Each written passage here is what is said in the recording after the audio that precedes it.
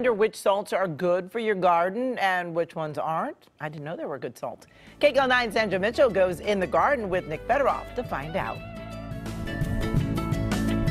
Hey, we're in the garden today with our friend Nick Federoff, and things are getting a little salty. They are getting a little salty, and I want to ask you a question. You've probably seen this kind of damage on house plants, very common. This right here has actually it's kind of sunburned, but you see the tip right here? Yeah. See what's going on? Brown and crunchy. Yeah, it looks like somebody maybe took a lighter to it and it kind of burned back. This right here is salt damage. Really? Yeah, so that's how you could tell whether a plant has too much salt in the soil. And when we have too much salt in the soil, one way that we have to work it out is by washing it out, and you add a lot of water. Now, here's the sad part. The water is actually what has the salt in it. So it just kind of collects. So imagine like a sponge, not allowing the water to just permeate and wash it out. Okay, you water it just a little and it holds it, and then a little bit more and it kind of holds it, and you're going in between. That's why it's really important to water deeply your plants so that it moves the salt out, so that this does not happen. Okay. Okay, so with that in mind, there are a lot of different kind of salts that are out there. Now, here we have a good old-fashioned table salt. So what do you think? Can we use that in the garden? Yes? No. Yeah, no, that's what I meant. Yeah, that's exactly what you meant. All right, now this right here, no table salt. This right here is a homogeneous salt. Yes. Yes. Okay. I kind of messed with you on this one. It's actually a fertilizer.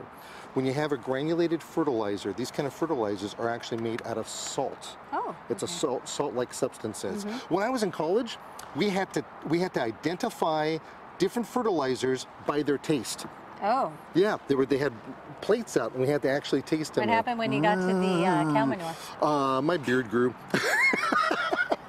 No, we only. Okay, so is this a yes or a this no? is, yeah, because it's a fertilizer. Yes, okay. It's okay. Now here we have sea salt. You know, sea salt. You have plants that grow in the sea. So what do you think? I'm going to say no. Yeah, you're right, because this actually kind of falls in the same category. This is probably iodinized as well. Okay. Now this right here is a different type of fertilizer, and I'll just tell you right off the bat, yes. Because it is. All right, now, here's something interesting. We have ice cream salt. Ice cream salt, nothing more than rock salt. No. No. Yeah, absolutely correctly. Okay, so we got 2 yeses? We got 2 yeses.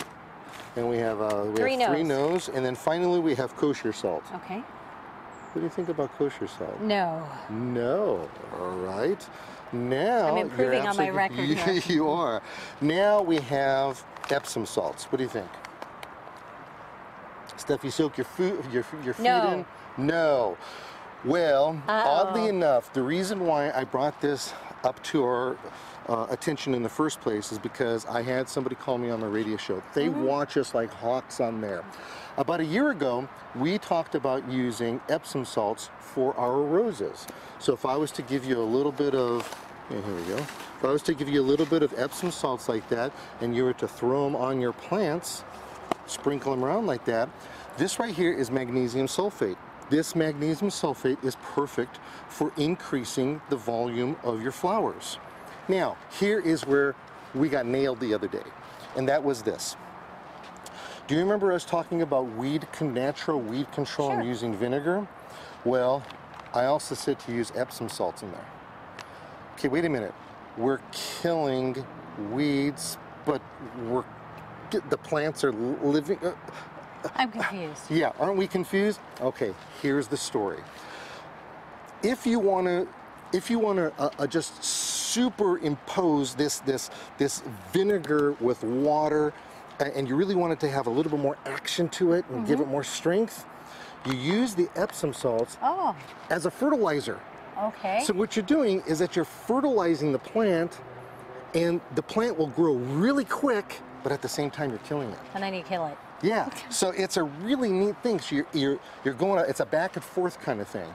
So Epsom salts are not only good for your tootsies after gardening, but it's great for making your flowers a whole lot bigger, and it's also a good catalyst to making your vinegar and water used as a weed killer a whole lot better. So if anybody wants any more information and you want the whole salty truth and nothing but the truth, come to my website thingsgreen.com or visit me on Facebook. All right, so we got 3 in the yes pile. Yes.